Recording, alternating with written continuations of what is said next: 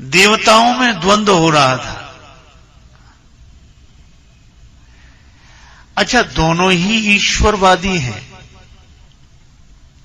जो देवताओं के दो दल हो गए थे, दोनों ही ईश्वरवादी हैं, भगवान को मानने वाले दोनों हैं। पर इनमें भी झगड़ा हो गया। आप ऐसा न सोचें कि ईश्वर के मानने वाले और ईश्वर के नहीं मानने वालों में ही झगड़ा होता है।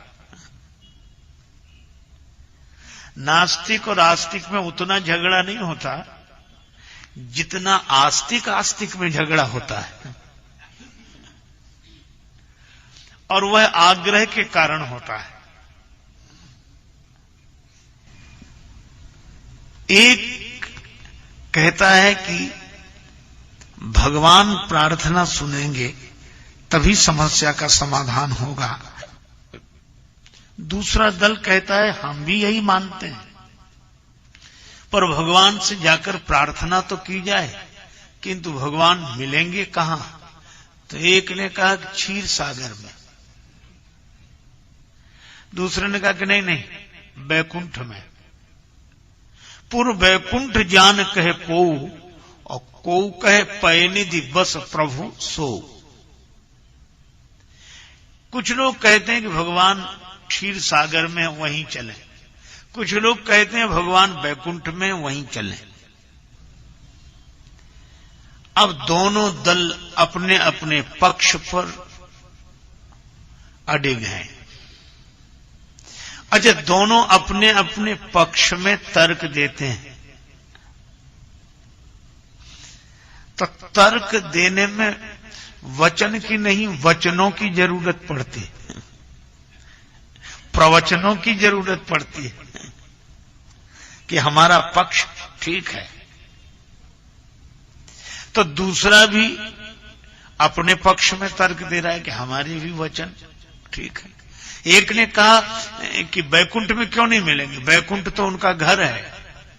तो दूसरे दल ने कहा कि क्षीर सागर में क्यों नहीं मिलेंगे, समुद्र से तो लक्ष्मी जी का जन्म हुआ है और वे लक्ष्मीपति हैं, तो ससुराल में मिलने की ज्यादा संभावना है, वहीं मिलेंगे। अब एक दल हो तो दल, और दो दल हो तो दल दल, और दलदल से निकलना बहुत मुश्किल है। इन दलों की दलदल से निकलना बहुत मुश्किल है। और एक बात बड़ी सार्थक है, भगवान की प्राप्ति किसी दल से किसी दल में नहीं होती, दिल से होती है और दिल में ही होती है।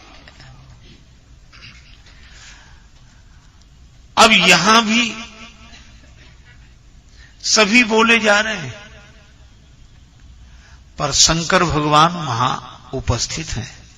और शंकर भगवान कौन? तुम त्रिभुवन गुरु वेद बखाना, तुम त्रिभुवन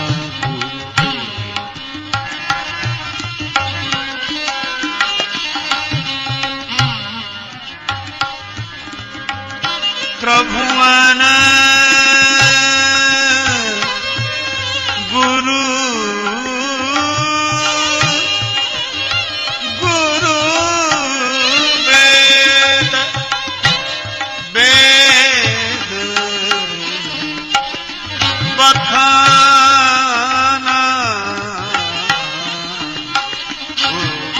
वेद बखाना, तुम त्रिभुवन।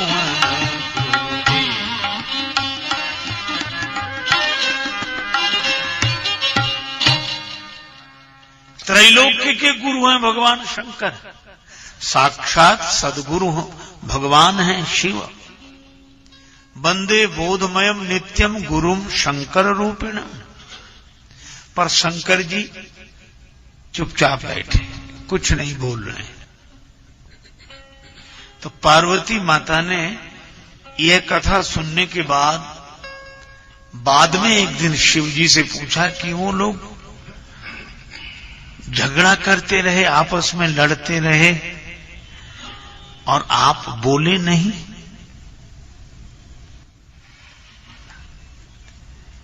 शंकर जी बोले ये झगड़ने वाले किसी की सुनते कहां हैं? वो तो अपनी सुनाते हैं। और ये उलझने वाले सुलझाने वालों को मौका ही नहीं देते हैं। शंकर जी बोले हमें मौका मिलता तब तो बोलते हैं। तो आप अवसर की प्रतीक्षा में क्यों थे? का अवसर से किया गया कार्य ही सफल होता है।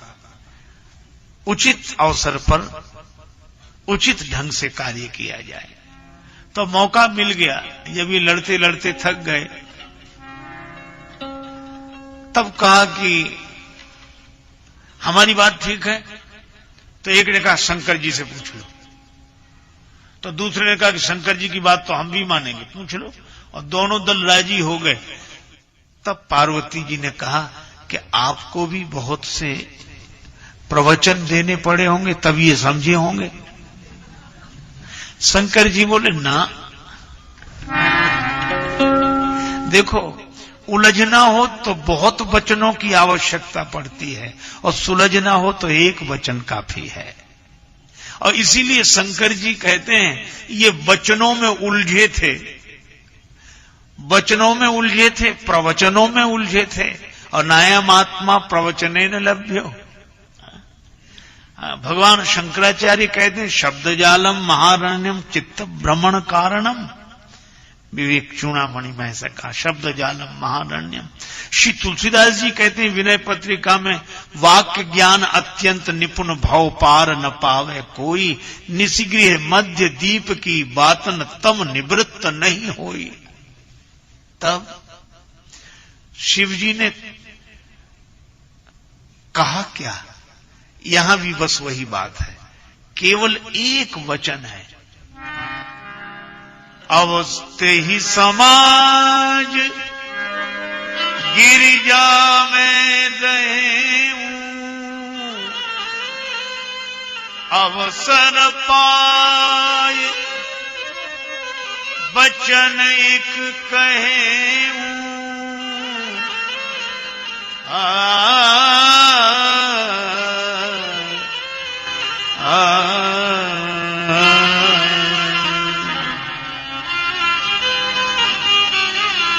अवसर पाए बचन एक कहे,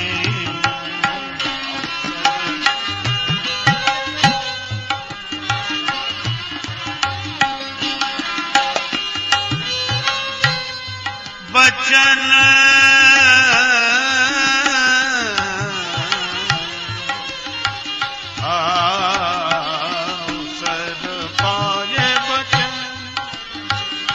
पाए बचन, पाए बचन। अवसर पाकर शंकर जी कहते हैं मैंने वचन एक कहे हूं, एक वचन कहा, एक वाक्य कहा, क्योंकि सदगुरु के तो वचन की ही महिमा है। सदगुरु वैद्य वचन, जैसे नारद वचन अन्यथा नाही, हिमांचल राज ने कहा, और गौरी माता ने भी कहा नारद वचन सदा सुचि साचा। तो जहां जहां सदगुरु वहां वहां वचन। तो क्या वचन से कल्याण हो सकता है? हो सकता है, पर सदगुरु वैद्य वचन विश्वासा। अच्छा, सदगुरु का वचन ऐसा होता है को निर्विवाद है, निर्विरोध है। और सदगुरु का वचन सत्य नहीं, परम सत्य है, विश्वास हो। अच्छा, सदगुरु का वचन होता ही ऐसा है कि जहां सारी विरोधी धाराएं सहज समाहित हो जाएं। एक आदमी की अंगूठी खो गई, बड़ा परेशान। अब वो महात्माओं के पास जाए कि महाराज को जादू मंत्र टोना सिद्धि चमत्कार बताओ, हमारी अंगूठी कहां है। अब मुंडे मुंडे मति भिन्ना, कोई कहे अंगूठी तुम पता लगाओ बिस्तर पर तकिए के नीचे रह गई, दूसरा बोलता जो कुर्ता तुम्हारी बैठक में खूंटी पर टंगा है उसकी जेब में है। तब तक एक कहता संदूक में छूट गई है। अब सब अलग अलग जगह बता रहे हैं। आए स्वामी जी महाराज बता रहे। अच्छा, ये लोग जो बोल रहे हैं, कोई कहता है कि तकिए के नीचे होगी अंगूठी, कोई कहता है कुर्ते की जेब में होगी अंगूठी, कोई कहता है कि संदूक में होगी अंगूठी। अब जो सोच बता रहा है कि तकिए के नीचे है अंगूठी, वो कुर्ते की जेब में है अंगूठी, ये मानने के लिए तैयार नहीं। और जो बता रहा कुर्ते की जेब में है अंगूठी, वो तकिए के नीचे है, ये मानने के लिए राजी नहीं है। और जो कह रहा है कि संदूक में छूट गई, वो इन दोनों जगह मानने के लिए राजी नहीं है। अब वो तीन थे अपनी अपनी बात पर, मेरे अनुभव में तो ऐसा आ रहा, मेरे अनुभव में तो ऐसा आ रहा, मेरे सबके अलग अलग संदेश। लेकिन एक महात्मा बैठे मुस्कुरा रहे थे। वो घबराया हुआ आदमी उन्हीं के पास गया, बोले महाराज आप बताओ, मुझे लगता है कि आप जो बताएंगे, क्योंकि आप बहुत पहुंचे हुए लगते हैं, आप बहुत कुछ जानते हो, आप बताओ कहां है। महात्मा बोले कि हां मैं जानता तो हूं और बता दूंगा, और जहां बताऊंगा वहीं है भी। तो तीनों जो अलग अलग बताने वाले थे वे चौंक गए कि देखो ये कहां बताते हैं। तो महात्मा बोले कि अंगूठी, तो पहले वाले ने सोचा कहेंगे तकिए के नीचे, दूसरे वाले ने सोचा कहेंगे कुर्ते की जेब में, तीसरे वाले ने सोचा कि संदूक में है। पर महात्मा क्या बोले कि अंगूठी जहां भी है सोने में ही है, चाहे तकिए के नीचे हो, चाहे कुर्ते की जेब में हो, चाहे संदूक में हो। ये हो सकता है कि तकिए के नीचे हो तो कुर्ते की जेब में न हो, और ये हो सकता है कि कुर्ते की जेब में हो तो संदूक में न हो। तकिए से अलग हो सकती है अंगूठी, कुर्ते की जेब से अलग हो सकती है, संदूक से अलग हो सकती है, पर सोने से अलग नहीं हो सकती। वो सोने में ही है, जहां भी है वहां सोने में ही है। अब बोलो ये तीनों क्या कहने लगे, ये तो हम भी मानते हैं, ये तो हम भी मानते हैं, ये तो हम भी मानते हैं। बस यही है, सदगुरु मिलने से झगड़ा खत्म हो गया। जिसकी बात कोई कोई माने वे विद्वान है, पर जिसकी बात सब सहजता से स्वीकार कर लें वो सदगुरु हैं। निर्विरोध निर्विवाद सत्य। शंकर जी ने एक वचन का अवसर पाए वचन एक कहे, मुझको तो श्री गुरुदेव के बस एक वचन की याद है। मुझको तो श्री गुरुदेव के बस एक वचन की याद है। जीवन के संग जो भी मिला, जीवन के संग जो भी मिला, वह सब प्रभु का प्रसाद है। मुझको तो श्री गुरुदेव के बस एक वचन की याद है।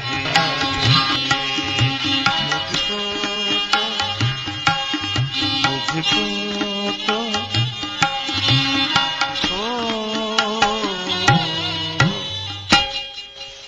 अवसर पाए वचन एक कहे। शंकर भगवान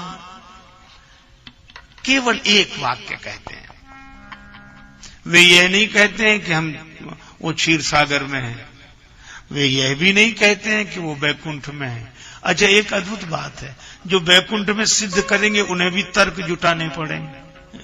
जो क्षीर सागर में सिद्ध करना पड़े करेंगे, उन्हें भी तर्क जुटाने पड़ेंगे। और राम अतर्क बुद्धि मन बानी, वे तर्कातीत हैं। तो सद्गुरु स्वरूप भगवान शंकर ने जो वाक्य कहा उसमें किसी तर्क की जरूरत नहीं। शंकर जी क्या बोले? हरि व्यापक, वे व्याप्त है, सर्वत्र व्याप्त है। अब ये लोग चौंके, अब तो झगड़ा खत्म ही हो गया। तो बैकुंठ वाले बोले नहीं, ये तो हम भी मानते हैं कि वो व्यापक हैं, पर बैकुंठ में जरा ज्यादा है। क्षीर सागर वाले बोले यह तो हम भी कहते हैं कि सब जगह व्याप्त हैं, पर क्षीर सागर में जरा ज्यादा है। शंकर जी बोले सर्वत्र समाना, न बैकुंठ में कम, न क्षीर सागर में ज्यादा, न क्षीर सागर में कम, न बैकुंठ में ज्यादा। जितने वहां उतने यहां, सर्वत्र समाना। और जब यह सद्गुरु वचन का प्रकाश हृदय में हो जाए तब विवाद कहां रहा। सद्गुरु मिले जाहि जिम संशय भ्रम समुदाय। संशय चला गया, भ्रम चला गया, सद्गुरु मिलने से झगड़ा खत्म हो गया। अच्छा, यह तो हम समझ गए कि चलो सर्वत्र समान हैं और व्याप्त हैं, तो इससे क्या समस्या का समाधान हो गया? शंकर जी बोले ज्ञान की बात सुनी है, हरि व्यापक सर्वत्र समाना। हां, अब विज्ञान की बात भी सुन लो। महाराज, ये ज्ञान विज्ञान में क्या अंतर है? किसी तत्व को जान लेना वह कहां है, यह ज्ञान है, और उसे वहां से प्रकट कर लेना यह विज्ञान है। जान लेना ज्ञान है, प्रकट कर लेना विज्ञान है। तो सर्वत्र समान रूप से है। हां, तो कहां मिलेंगे? शंकर जी बोले कहां नहीं मिलेंगे। जैसे इस शहर में रहने वाले लोग दूसरे शहर को यहां पाना चाहें तो वो नहीं मिलेगा यहां, और दूसरे शहर वालों को ये शहर वहां नहीं मिलेगा। ये शहर पाने के लिए उन्हें वहां से यहां आना पड़ेगा, और वो शहर पाने के लिए यहां वालों को वहां जाना पड़ेगा। लेकिन धरती पानी हो तो कहां जाना पड़ेगा? पृथ्वी तो यहां भी है और वहां भी है। इसीलिए देखो, खंड को पाना हो तो आना जाना पड़ेगा, और अखंड को पाना हो तो कहीं नहीं आना जाना पड़ेगा। ससीम के लिए भाग दौड़ है, असीम के लिए कहां? जहां हम हैं वहीं वो है। पर एक बार की घटना, दो लोगों में विवाद हो गया। एक बोला धरती गोल है, दूसरा बोला नहीं धरती चपटी है। दोनों में झगड़ा, एक कहे गोल, दूसरा कहे चपटी। तीसरे आदमी से पूछा कि भैया तुम बताना धरती गोल है कि चपटी, हम लोगों में विवाद हो रहा है। वो भी गजब का आदमी था, कहने लगा हम यहां के रहने वाले नहीं है, यहीं वालों से पूछो।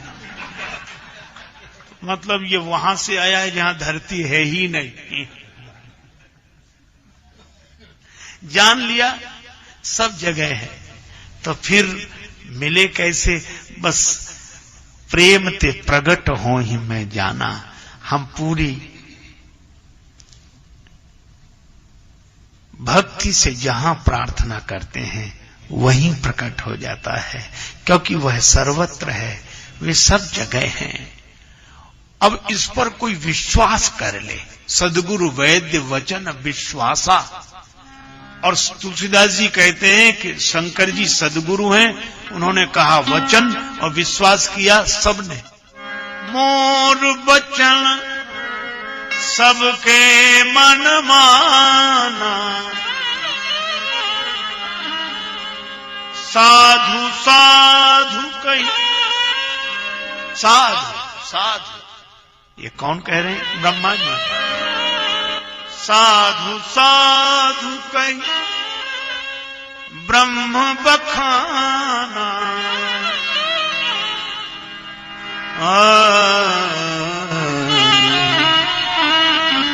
प्रार्थना की गई। प्रार्थना का परिणाम यह हुआ, गगन गिरा गंभीर भई, हरनी शोक संदेह। भगवान की वाणी गूंजी और भगवान का स्वर सबको सुनाई पड़ा, भगवान के शब्द सबको सुनाई पड़े, भगवान का वचन सबको सुनाई पड़ा। लेकिन किसे सुनाई पड़ा? का जो गुरुदेव के वचन पर विश्वास करते हैं उन्हें ही ईश्वर का वचन सुनाई पड़ता है, ईश्वर का संदेश सुनाई पड़ता है, ईश्वर की अनुभूति अपने भीतर होती है। इसीलिए तुलसीदास जी कहते हैं, सद्गुरु वैद्य वचन विश्वासा। अब रामचरितमानस की कथा इसी सिद्धांत के आधार पर, सद्गुरु वैद्य वचन विश्वास। शंकर जी के वचन पर विश्वास किया तो देवताओं का द्वंद्व मिट गया।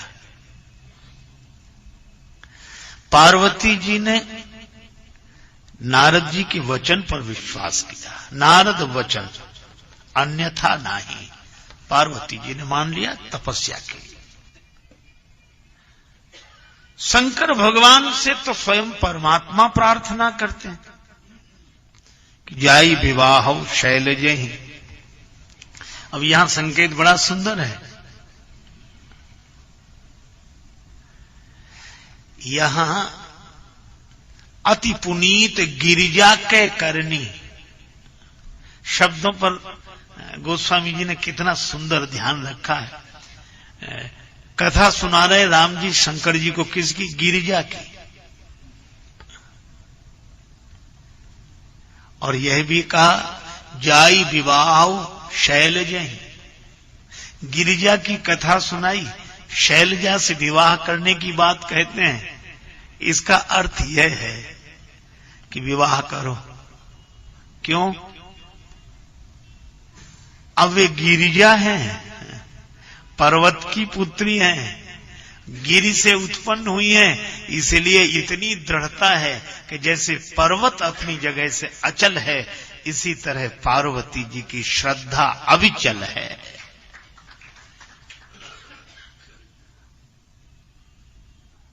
शैलजा है वो, इसलिए। अच्छा, एक और भी संकेत है, जो अविचल होगा वो चलकर कहीं जाएगा ही नहीं। जो अविचल है वो चलकर नहीं जा सकता, अचल है। इसीलिए तो पर्वतों का नाम अचल है कि वो चलकर कहीं जा नहीं सकते, अचल है। पर एक बात ध्यान रखने जैसी है कि जैसे अचल कहीं चलकर नहीं जा सकता, तो उस अचल पर्वत से जन्म लेने वाली अविचल जो है वह कैसे कहीं चलकर जाएगी। और यही कारण है कि पार्वती जी पर्वत की पुत्री हैं, तो पर्वत कहीं चलकर नहीं गया, और पार्वती जी को भी चलकर कहीं नहीं जाना पड़ा, शंकर भगवान को ही चलकर उनके पास आना पड़ा। इसका आशय यह है कि जब आपकी श्रद्धा कहीं भी चलकर नहीं जाती, तो परमात्मा को श्रद्धा के पास चलकर आना होता है, यह संकेत है। और जब श्रद्धा ही चलती रहे यहां से वहां, यहां श्रद्धा चलती रहे, भगवान कहते जब तक श्रद्धा चलती रहती है तब तक हम अचल रहते हैं, और जब श्रद्धा अचल हो जाती है तो हम चलकर आ जाते हैं।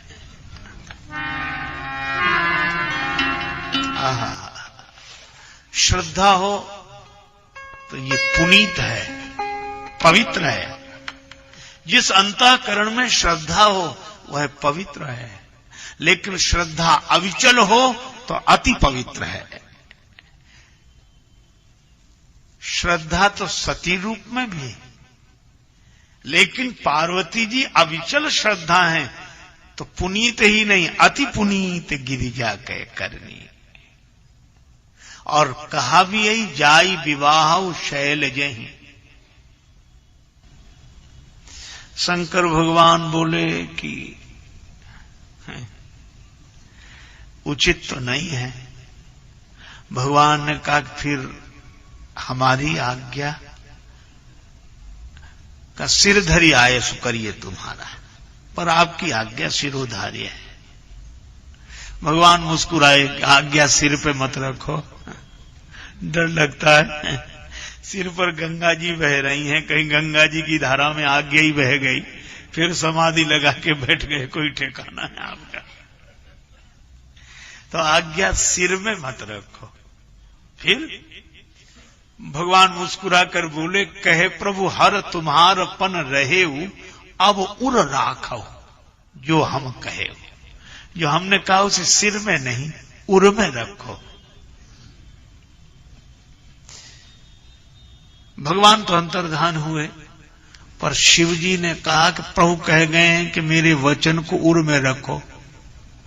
जैसे कोई कहे कि इनको उस कमरे में ठहरा दो, तो दूसरा कहे कि पहले वो खाली तो हो,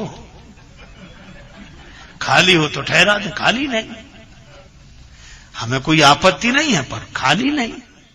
भगवान ने कहा कि मेरे वचन को सिर में नहीं उर में रखो। शंकर जी बोले खाली तो हो, हृदय खाली नहीं। हृदय में कौन है? अंतर्धान भय अस भाखी, शंकर सोई मूर्ति उर राखी। इसमें तो भगवान पहले से बैठे हैं।